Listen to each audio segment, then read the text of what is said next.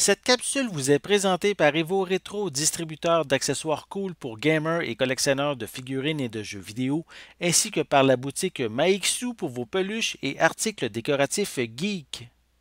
Et bonjour, ici Sébastien, j'espère que ça va bien. Aujourd'hui, j'ai envie de vous parler du film Âme, ou en anglais c'est Soul, un film qui est disponible sur Disney ⁇ depuis le 25 décembre 2020. C'est un film qui est réalisé par Pete Docter. En fait, c'est lui qui a réalisé, qui fait partie de la réalisation pour Monstres et compagnie, le film Là-haut également et Sans dessus-dessous. Donc, il connaît vraiment les rouages des films de Pixar. Et l'histoire de Ham, en fait, on rencontre le personnage de Joe Gardner, qui est un prof de musique dans une école. Il vit vraiment pour la passion. Sa passion, c'est vraiment la musique. Il voudrait même en vivre en fait de sa musique en devenant un jazzman.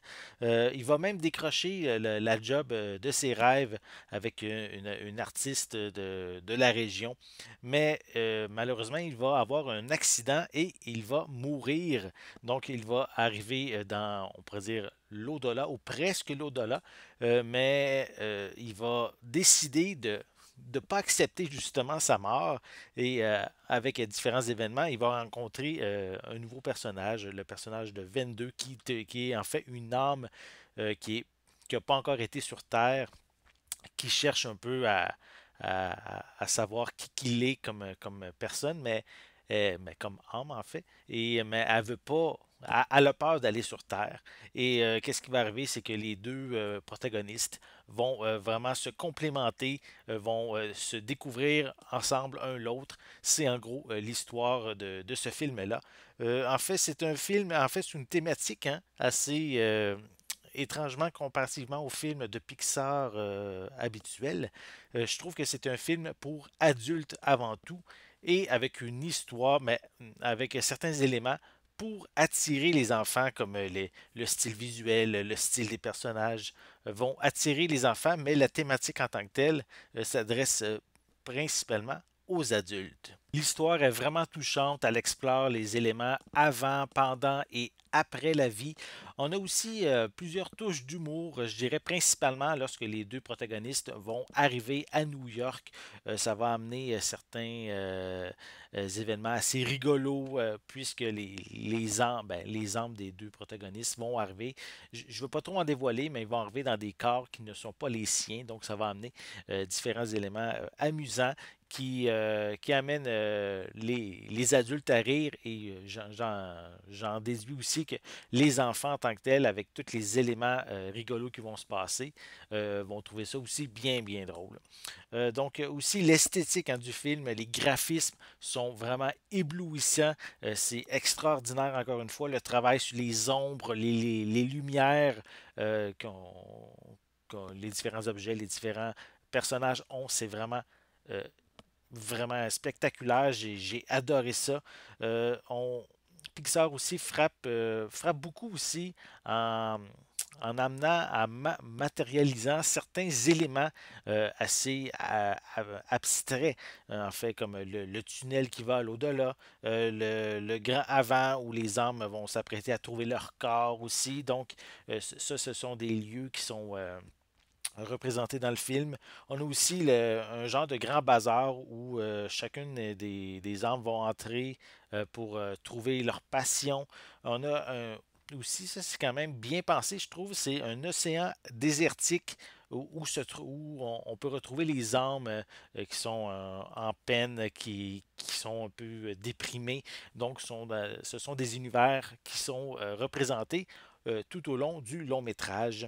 Il est question aussi de la mort, la naissance, la passion, la vocation, la musique, la famille, le pardon, l'acceptation, le don de soi, les regrets.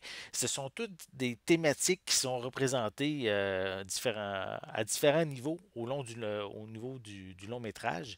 C'est quand même beaucoup de thématiques. Et comme je le dis, c'est pas nécessairement toujours représenté pour des enfants. Hein. On a des éléments assez sérieux, assez dramatiques aussi dans le long métrage qui s'adresse à un public plus âgé. Donc, ça fait pas nécessairement bizarre, mais ça fait peut-être du bien. C'est une nouvelle voie peut-être que Pixar s'en va en présentant leur long métrage pour un public plus adulte et toujours aussi en s'adressant un peu avec les enfants qui sont quand même, on pourrait dire au niveau de Disney, hein, le public cible, mais ici, les adultes sont vraiment pas mis à l'écart. Donc ici, un film par contre qui est vraiment intéressant, mais étrangement, le film est beaucoup axé sur sa représentation, sur la bande-annonce aussi, sur le côté musique, côté jazz. Mais étrangement, il n'y a pas autant de musique que j'aurais pu le croire. Oui, la musique a une importance, mais c'est pas le noyau du long métrage. C'est certains éléments qui sont représentés ici et là pour la musique, mais en tant que tel, on n'a pas beaucoup de pièces musicales tout au long du film, mais ça n'empêche pas ici que c'est un excellent film, très touchant, émotivement aussi, très poignant aussi à certains moments. J'en déduis même de la manière que ça se termine, si le film a un bon succès, pourrait avoir une suite. J'ai une idée qui pourrait être explorée, mais je veux pas le dévoiler. Ça pourrait peut-être vous donner certains punch que je ne veux pas dévoiler ici.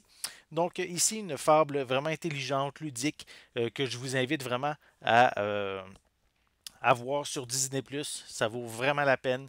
Un très bon film encore. Pixar a réussi encore à nous épater, à nous divertir de façon très intelligente. Et je vous invite grandement à voir le film Âme ou en anglais Soul. Donc, j'espère que vous avez aimé cette vidéo. Si c'est le cas, n'hésitez pas à mettre un pouce en l'air, à laisser des commentaires. Dites-moi justement, est-ce que vous avez l'intention de voir le film Soul? Est-ce que vous aimez les films de Pixar en général? N'oubliez pas non plus de vous abonner à ma chaîne afin de rester à l'affût de mes prochaines capsules. En attendant, je vous souhaite une bonne journée, une bonne soirée et je vais être de retour très bientôt. À la prochaine!